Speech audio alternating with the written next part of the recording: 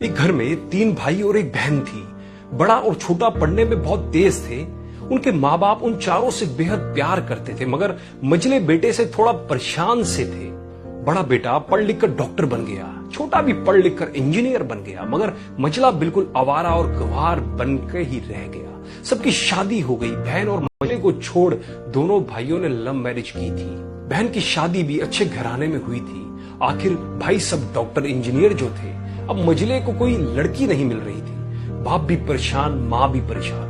बहन जब भी मायके से आती तो सबसे पहले अपने छोटे भाई और बड़े भैया से मिलती, मगर मझले से कम ही मिला करती थी, क्योंकि वह ना तो कुछ दे सकता था और ना ही वह जल्दी घर पे मिलता था।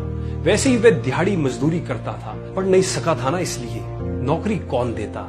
मझले की शादी किए बिना भी माँ ने सोचा कहीं अब बंटवारे की बात ना निकले, इसलिए अपने ही गांव से एक सीधी सादी लड़की से मझले की शादी करवा दी। शादी होते ही ना जाने क्या हुआ कि मझला बड़े लगन से काम करने लगा। दोस्तों ने कहा, ए चंदू आज अड्डे पे आना। चंदू, आज नहीं फिर कभी दोस्त।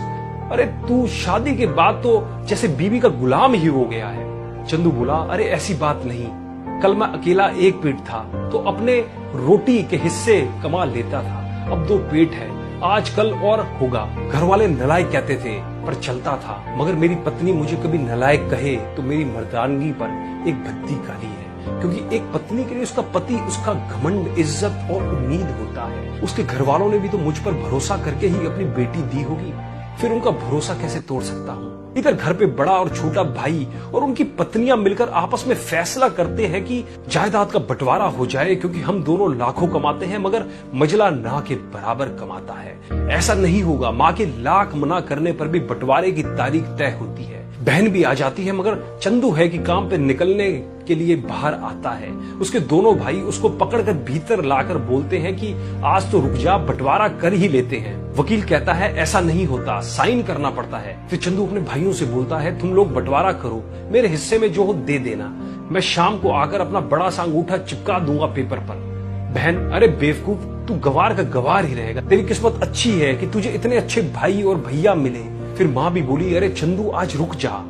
बंटवारे में कुल 10 बीघा जमीन में दोनों भाई 5-5 रख लेते हैं और चंदू को पुश्तैनी घर छोड़ देते हैं। फिर चंदू चिल्लाता है, अरे फिर हमारी छुटकी का हिस्सा कौन सा है?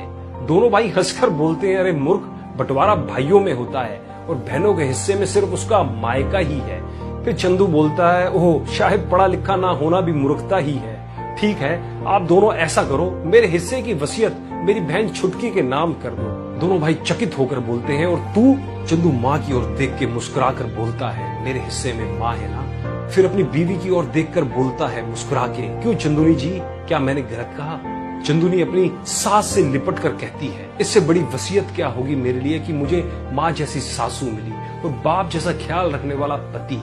बस यही शब्द थे जो बंटवारे को सन्नाटा में बदल। बहन दौड़कर अपने गवार भैया से गले लगकर रोते हुए कहती है कि माफ कर दो भैया मुझे, क्योंकि मैं समझ ना सकी आपको।